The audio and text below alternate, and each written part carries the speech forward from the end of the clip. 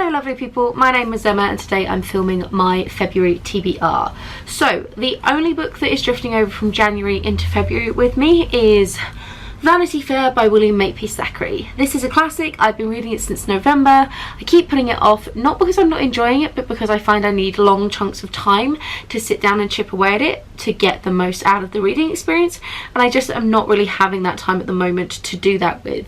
It's set in the 19th century across like featuring the Napoleonic Wars, and it's just about a series of different relationships and kind of class issues. Like I said, it is enjoyable. I just really need to finish this thing. So I think I've got about 500 pages left. I'm 40% of the way through, and hopefully February will be the month for finishing it.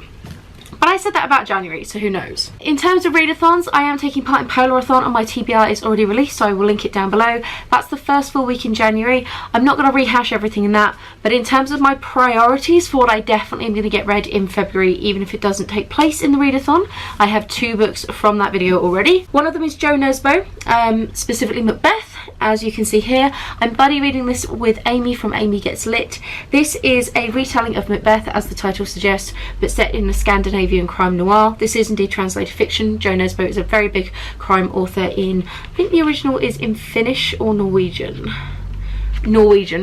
from Norway, and this is one that I am reading with her, so I'm really excited about this one. I love Macbeth, I love Shakespeare, I think it's going to be really good. The other one that is super high priority for me from that particular list is The Winter of the Witch by Catherine Arden. This is featured on a countless number of TBRs before this video, but fingers crossed this is going to be the month when I actually read it. The Winter of the Witch is book 3 of the Winter Night trilogy, and it is Russian folklore inspired. It's set in like a medieval setting. It's very exciting. I won't go into too much detail because it is book 3.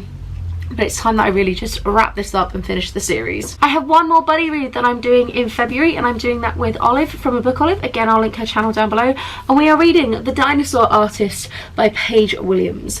This is non-fiction, and it is about a gentleman who collected a lot of fossils and then sold them on, and there was a particular skeleton that was at auction, and then it turned out that basically a government from the Mongolian government basically come in and be like, you stole this? What the hell are you doing? And it's all sort of discussion around that.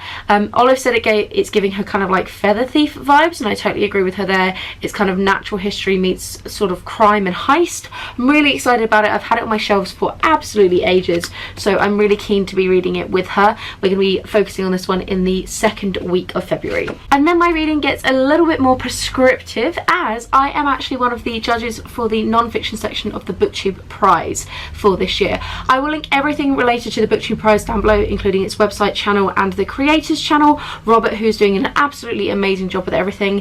This is the long list round, and I've been given 6 books in my group that I need to read before the end of March. So I'm just going to talk a little bit about them now to you. I don't actually have copies of them all yet. I will have them by about halfway through February, and it is obviously a high priority for me to get through these. So as many of them as I can, I'm going to be reading in February, but they will definitely drift over into March. So my 6 books. The first one I have is Dina Nayeri's The Ungrateful Refugee. As the title suggests, this is about the refugee crisis. I believe this is a collection of essays, but I wouldn't quote me on that. I have it in ebook and audiobook form. Then I have to read Laura Cummings' 5 Days Gone, which is actually known as On Chapel Sands in the UK, just so that people are aware. 5 Days Gone is the American title, and this is a memoir / true crime about Laura Cummings' mother, who disappeared for 5 days when she was a child and then just like never really talked about it, and it's about Laura's exploration of what happened there and her own research. Then I have No Visible Bruises by Rachel Louise Snyder. This is another one I've picked up on ebook already, and I think might be the first one that I get started with, tied with another one that I'm about to talk about.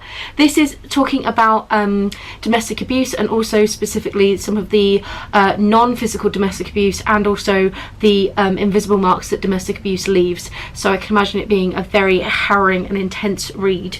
One that has got a lot of love on BookTube previously, a lot of hype on BookTube previously, is Rachel Monroe's Savage Appetites. This is 4 true stories of women, crime and obsession, and is talking about the slightly weird obsession with true crime that women seem to have. The 4 stories focus on the what is it? It's like the victim, the detective, the victim, the defender and the killer.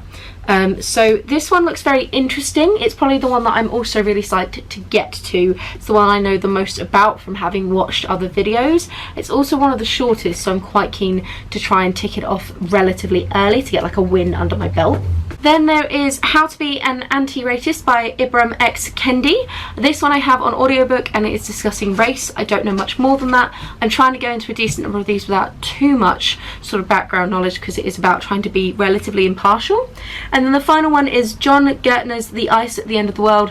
This is about Greenland and it is an environmental science book and looking at the various sort of bits of research that happen out there, I believe, as well.